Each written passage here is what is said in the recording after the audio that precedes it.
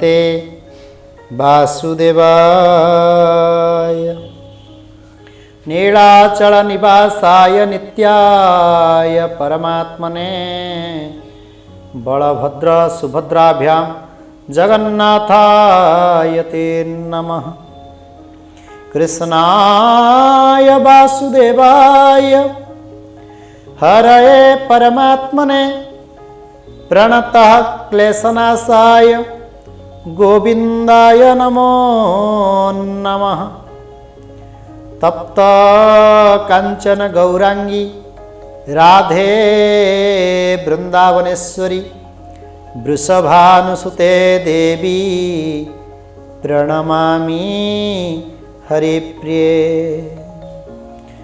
तमादिदेव करुणानिधानं तमालवर्णं सुहितावतारम् अपार संसार समुद्र सेतुं भजामहे भागवतं स्वरूपं भजामहे भागवतं स्वरूपं भजामहे भागवतं स्वरूपं। बोल भागवत भगवान की जय। मान विदग्ध श्रुत भागवत पिपासु भागवत रस आस्वादन करुथिबा समस्त भक्तवृंद, आपण माने तीर्थक्षेत्र भक्ति माध्यम रे श्रीमद् भागवतंकर महात्म्य श्रीमद् भागवतंकर प्रथम अध्यायर से प्रथम मंगलाचरण श्लोक को श्रवण करुथिले। विगत अध्याय रे आपण माने मंगलाचरण श्रवण करिछंती जे भगवान ए भागवत स्वरूप रे सत्य स्वरूप रे ये जगत को ओल्है आसिछंती। तांकु महामुनि कृते बोली कुहागला से महामुनि साक्षात ब्रह्मांक द्वारा ये जगत रे व्याप्त करागला। तेबे ए भागवतंकर अवतरण किभଳି ହେଇଛନ୍ତି ना निगम कल्पतोर गलितं फलं सुखमुखात् मृतद्रव संयुतं पिबत भागवतं रसमालयं मुहुरहो रसिका भुवि भावुकाः। निगम कल्पतोर गलितं फलं सुखमुखात् अमृतद्रव संयुतं। कौन कुहागला ना सकल वेद होई वृक्षे फल फलिले अंतरिक्षे केते हैं दिने पाची तले वृक्ष पड़िले वायु बले सुख धाइले ताहा देखी पक्षींक संगत उपेक्षी तो से अधर क्षत कले भितरे सुरंग देखिले तहु गलिला रस सार कियबा देवा पट्टांतर अमृत निंदे स्वादुपणे पियसु जने अनुक्षणे आनंदे कर सुधा पान जेणे पाइब दिव्य ज्ञान ये रस चारि वेद मूल निगम वृक्षर ये फल पिय जीवन अंत जाए जेबे बंचीब माया मोहे। बोल भागवत भगवान की जय। ये जगत रे जदि निगम कल्पतोर गलितं फलम ये जगत रे सकल वेद माने गोटिए वृक्ष हेले एवं से वृक्षरु गोटिए फल फलिले जहांकर नाम होउची श्रीमद् भागवत। से जो फल से फल भितरे कौनसी चोपा किंबा टाकुआ नहीं कहीं ना ये केवल रसयुक्त फल। ये धराधाम को किपरि आसिले भगवान नारायण खुशी रे निजर पुत्र ब्रह्मा को, ब्रह्मा नारद को, नारद भगवान व्यासदेव को, व्यासदेव निजर पुत्र भगवान सुखदेव को एवं सुखदेव ठारु श्रवण करिथिबा सुत ए भागवत को आज श्रवण कराउछंती।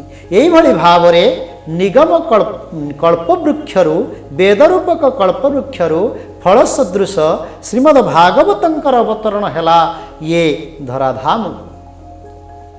एथिरे सकल वेद होई वृक्षे फल फलिले अंतरिक्षे आउ सेई जो फल से फल रे कौन नाही ना से फल रे टाकुआ नाही किंबा चोपा नाही किंबा कौनसी वर्ज्य वस्तु नाही। तेणु से फल संपूर्ण भाव रे कौन ना केवल रसयुक्त। आ रसयुक्त फल रे प्रथम करी चंचु मारिले किए सुखदेव गोस्वामी। जं प्रव्रजंतं मनुपेत पेत कृत्यम दैपायनो विरह कातरवा जुहाव पुत्रेति तन्मयतया तरवोभिनेदु तं सर्वभूत हृदय मुनिमान तस्मी। सुखदेव गोस्वामी प्रथम करी यही भागवतंकरे ये भागवत ठारे कौन कले चंचु लगई देले। सुआर चंचु लागिबा द्वारा भागवत रस आहुरी प्रस्फुटित हेले ये जगत रे से रस कौन होउची प्रवाहित होउचंती। तेणु से रस को आस्वादन करने द्वारा ये कलिहत मानव कौन हम भगवत प्राप्ति हो। तेबे आज कौन करिछंती ना समस्त ऋषिमुनि माने नैमिषे निमिष क्षेत्रे ऋषय सौनकादय सत्रम स्वर्गाय लोकाय सहस्र समसा सममास। तेबे समग्र ऋषि मुनि देवता माने आसी एकत्रित होइछंती नैमिषारण्य रे। आपण माने शुणुथिले नैमिषारण्य भगवान ब्रह्मा द्वारा प्रेरित होइथिबा चक्र जो ठारे रहिछंती सेही नैमिषारण्य रे पहुंची गले। एवं प्रथम अध्याय भागवत कौन कहिले ना 6टी प्रश्न रे श्रीमद् भागवत 6टी प्रश्न केवल प्रथम स्कंधरे रहिछंती श्रवण करुछंती। सौनकादि 60 सहस्र ऋषिमुनि माने कहउछंती सुत कौन कहिले संपचारुचंती ऋषिमुनि माने त्वया खलु पुराणानि से इतिहासानि चानघ आख्यातानि प्यधीतानि धर्मशास्त्राणि जान्यतः। तेबे हे सुत आपण आम मानकु दया परवश हेई से श्रीमद् भागवत को श्रवण करांतु। तेबे श्रीमद् भागवतंकर प्रथम अध्याय रे थिबा 6टी प्रश्न प्रथम अध्यायंकर मुख्य प्रश्न अटंती। तेबे से प्रश्न गुड़िक कौन ना प्रश्न होउचंती प्रथम प्रश्न निश्चय एकांत श्रेय जेते ये जीव तरीब केमंते। प्रथम प्रश्न पचारुचंती सौनक ऋषिमुनि माने पचारुचंती सुतंकु हे हे सुत आपण तो होउचंती समस्त वेद वेदांतर आपण ज्ञाता आपण दयापूर्वक आम मानकु कहिबे कि निश्चय एकांत श्रेय जेते एकांत श्रेय ये जगत रे एकांत श्रेय वस्तु कौन श्रेय श्रेष्ठ श्रेय परम कारण श्रेय सबुठारु उपकारी कौन एवं से उपकार कहा पाई नाम पाई नुहे कहा पाई ये जीव तरीब केमंते ये जीव किपरि तरीजीव ये जीव जोनि परे जोनि जातस्य हि ध्रुव मृत्यु ध्रुव जन्म मृतस्य च ए पुनरपि जन्मं पुनरपि मरणं पुनरपि जननी जठरे शयनम पुनरपि जन्म पुनरपि मृत्यु यही जन्म मृत्यु चक्रु किभଳି भावरे कौन कले से कौन श्रेय प्रथा को आचरण कले तार मुक्ति हो जीव। बोल सच्चिदानंद भगवान की जय। तेबे भागवतंकर प्रथम प्रश्न हेले ऋषिमुनि माने प्रश्न करुछंती सुतंकु कौन निश्चय एकांत श्रेय जेते ये जीव तरीब केमंते। हे सुत आपण तो होचंती समस्त वेद वेदांतर ज्ञाता पुराण इतिहासर ज्ञाता आपण कहतु ये जीवर तरीबा पाई ये जीव मुक्ति लाभ करिबा पाई सर्वश्रेष्ठ माध्यम कौन। द्वितीय प्रश्न जेणे प्रसन्न हंती हरि ये जीव आत्मा को धरी।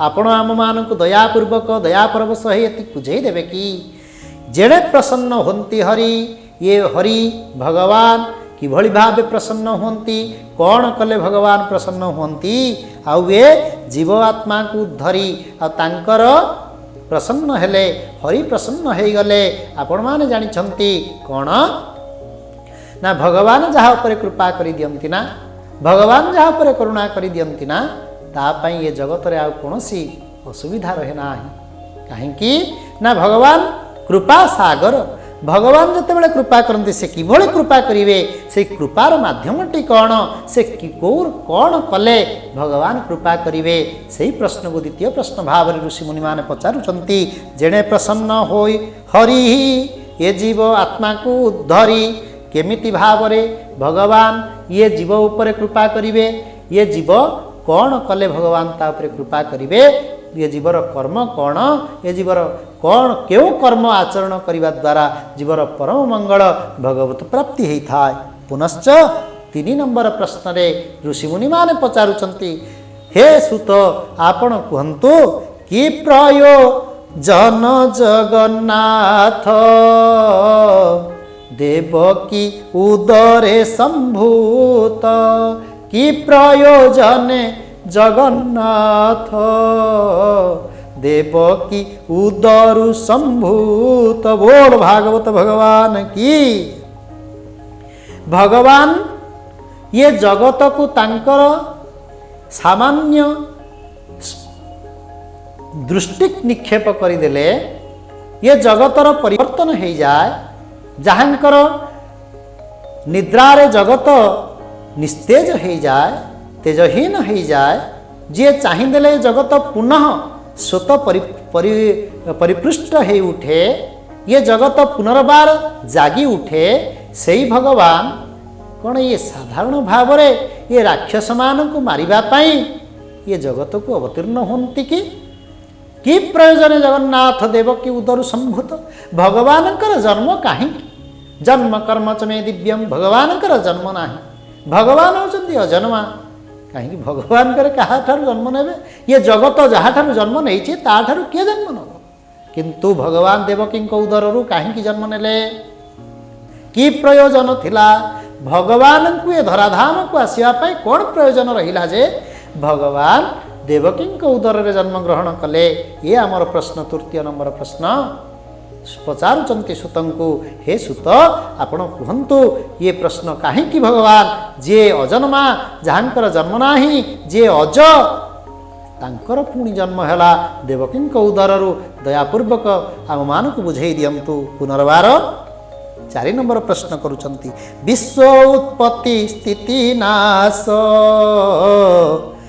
कि रूपे करे ता प्रकाश ये भगवान जन्म ग्रहण करती ये भगवान जन्म नहीं जन्म ग्रहण करती फिर यही भगवान कौन करती ये सृष्टि की किभଳି भावरे उत्पत्ति करती किभଳି भावरे तार भरण पोषण करती एवं किमिति भावरे ये सृष्टि को पुनः प्रलय करती दयापूर्वक से कथा मध्य आमको श्रवण करांतु ये होची 4 नंबर प्रश्न 5 नंबर प्रश्न मत्स्यादि अवतार मान